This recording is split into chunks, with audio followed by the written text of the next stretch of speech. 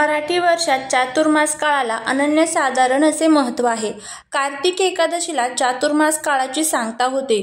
मराठी वर्षात येणाऱ्या एकादशी तिथींपैकी कार्तिक एकादशीचे अत्यंत वेगळेच महत्त्व आहे. या दिवशी विष्णू प्रबोधोत्सव साजरा केला जातो. आषाढी एकादशीला देवशयनी एकादशी असं म्हटलं जातं, तर कार्तिकी एकादशीला देवउठणी एकादशी म्हटलं जातं. 2024 मध्ये म्हणजेच यंदा आषाढी एकादशीला जशी पंढरपूरची वारी गेली जाते, तसेच हजारो वारकरी कार्तिकी एकादशीलाही पंढरपूरची वारी करून विठ्ठल दर्शन घेतात. या दोन एकादशींच्या दरम्यान चातुर्मास पाळला जातो. दक्षिणायन ही देवांची रात्र मानली जाते, तर उत्तरायण हा देवांचा दिवस. कर्क संक्रांत आषाढ महिन्यात येते, म्हणून आषाढ शुद्ध एकादशीस देवशयनी एकादशी म्हटले जाते. त्या दिवशी देव झोपी जातात अशी समजूत रूढ आहे. कार्तिक शुद्ध एकादशीस देव झोपेतून जागृत होतात, म्हणून तिला प्रबोधिनी एकादशी असे म्हटले जाते. नवसृष्टी निर्मित हे ब्रह्मदेवाचे कार्य सुरू करण्याचा पालन करता श्री विष्णू निष्क्रिय असतो, म्हणून चातुर्मासास विष्णू शयन म्हटले जाते. तेव्हा श्री विष्णू क्षीरसागरात शयन करतो अशी मान्यता असते.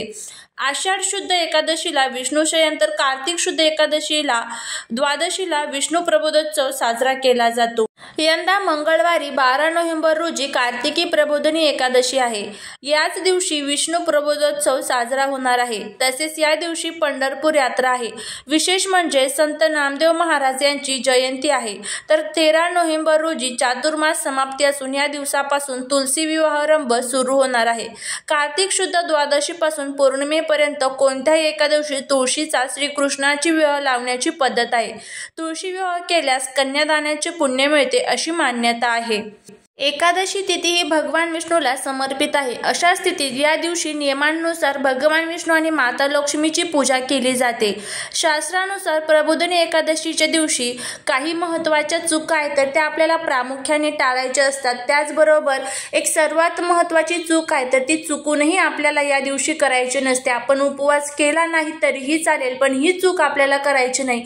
कारण उपवास करून जर आपल्याकडनं ह्या चुका झाल्या तर त्याचं कोणतंही पुण्य आपल्याला मिळणार नाही. उलट आपल्या घरामध्ये त्याचे अनेक वाईट दुष्परिणाम आपल्याला भोगावे लागतात. तर कोणत्या या चुका आहेत त्याबद्दलची संपूर्ण माहिती आजच्या व्हिडिओमध्ये आपण घेणार आहोत. त्यामुळे जर तुम्हाला हा व्हिडिओ आवडला तर चॅनलला सबस्क्राईब करा, शेजारील बेल आयकॉनलाही प्रेस करा, म्हणजे माझ्या सर्व नवीन व्हिडिओंचं नोटिफिकेशन तुम्हाला मिळेल आणि तुम्ही एक पण व्हिडिओ मिस करणार नाही. त्याचबरोबर कमेंटमध्ये श्री स्वामी समर्थ लिहिला अजिबात विसरू नका. कार्तिकी एकादशीच्या दिवशी आपल्याला भगवान विष्णूंची सेवा करायची असते, त्यांची उपासना आराधना करायची असते. भगवान विष्णू हे पृथ्वीचे, या सृष्टीचे करता धर्ता आहेत, चालक पालक मालक आहेत. त्यामुळे त्यांची सेवा करणं हे आपलं प्रथम कर्तव्य आहे.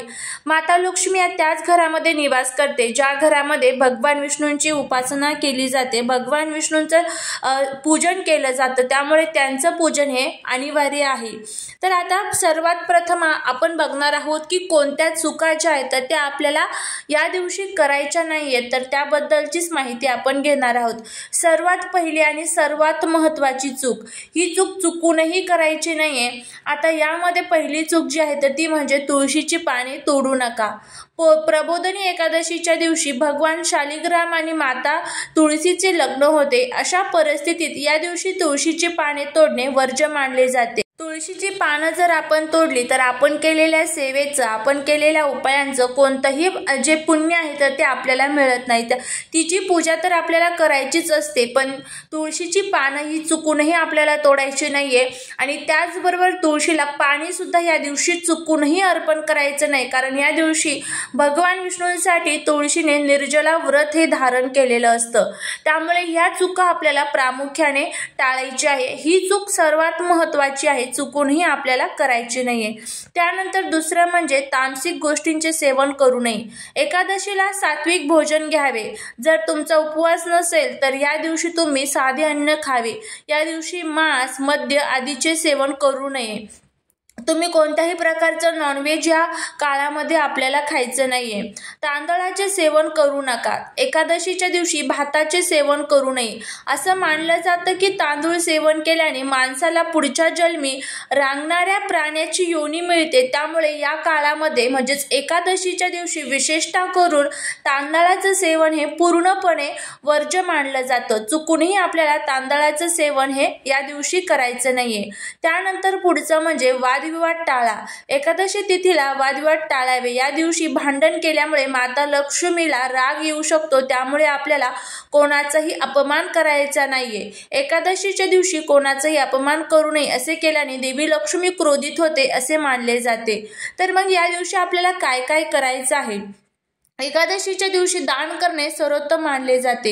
एकादशीच्या दिवशी शक्य असेल तर गंगेत स्नान करावे. लग्नातील अडथळे दूर करण्यासाठी एकादशीच्या दिवशी केसर, केळी किंवा हळद दान करावी. एकादशीचे व्रत केल्याने धन, मान सन्मान आणि संतती सुखासोबतच इच्छित फळ मिळते अशी मान्यता आहे. त्यामुळे दान धर्म करणं हे खूप गरजेचं आहे. गरजू लोकांना, गरिबांना किंवा मंदिरामध्ये शक्य असेल तिथे तुम्ही दान करू शकता. एकादशीचे व्रत केल्याने पितरांना मोक्ष प्राप्त होत असतो. त्यामुळे शक्यतो करून एकादशीचं व्रत जे आहे तर ते आपल्याला करायचं आहे. पण जर शक्य नसेल तर ज्या चुका तुम्हाला सांगितलेल्या आहेत तर त्या चुका आपल्याला चुकूनही या काळामध्ये करायच्या नाहीयेत. जर या चुका आपल्याकडनं झाल्या तर त्याचे अनेक वाईट दुष्परिणाम आपल्याला भोगावे लागत असतात. एकादशी म्हणजेच कार्तिक एकादशीला ब्रह्ममुहूर्तावर उठून स्नान करावे आणि ध्यान करून व्रताचा संकल्प करावा. त्याचबरोबर पितरांच्या नावाने दान करावे. भगवान विष्णू यांना अभिषेक करावा आणि साजूक तुपाचा दिवा लावून आरती करावी. त्यानंतर विष्णू सहस्रनामाचा पाठ करून श्रीहरीचे भजन कीर्तन करावे. भगवान विष्णू यांना नैवेद्य दाखवावा. कार्तिक एकादशीच्या तिथीवर निर्जळी उपवास करावा शक्य असेल तर, आणि भजन कीर्तन करून दान करावे. कार्तिक एकादशीला गायीची सेवा करावी आणि गरीब व गरजवंत मंद लोकांना सुद्धा जेवण द्यावे. यामुळे भगवान विष्णू हे आपल्यावरती खूप प्रसन्न होत असतात. कार्तिक एकादशीच्या दिवशी बाहेर जाऊन भांडण करू नये. चुकूनही कोणाचा अपमान करू नये. या कार्तिक एकादशीच्या दिवशी तुळशी विवाह केल्यामुळे ज्या चुका प्रामुख्याने सांगितलेल्या आहेत तर त्या आपल्याला तुळशी सोबतच्या टाळायच्या असतात. कार्तिक एकादशीच्या दिवशी नखे कापू नये, केस कापू नये. अशा पद्धतीने आपल्याला हे संपूर्ण जे कार्तिक एकादशीचे चुका आहेत किंवा ज्या गोष्टी आपल्याला पाळायच्या आहेत तर त्या संपूर्ण माहिती आजच्या व्हिडिओमध्ये तुम्हाला दिलेली आहे. जर तुम्हाला हा व्हिडिओ आवडला असेल तर चॅनलला सबस्क्राईब करा. शेजारील बेल आयकॉनलाही प्रेस करा म्हणजे माझ्या सर्व नवीन व्हिडिओंचं नोटिफिकेशन तुम्हाला मिळेल. आणि त्याचबरोबर हा व्हिडिओ तुम्ही तुमच्या फ्रेंड्सबरोबर, फॅमिलीबरोबर नक्की शेअर करा, जेणेकरून त्यांनासुद्धा जर ह्या काही गोष्टी माहीत नसेल तर त्या गोष्टी त्यांना माहीत होतील. झालेली सेवा ही महाराजांच्या चरणी रुजू करते. व्हिडिओ जर आवडला असेल तर लाईक, शेअर आणि सबस्क्राईब करायला विसरू नका. भेटूया पुढच्या एका छानशा नवीन व्हिडिओसोबत. श्री स्वामी समर्थ.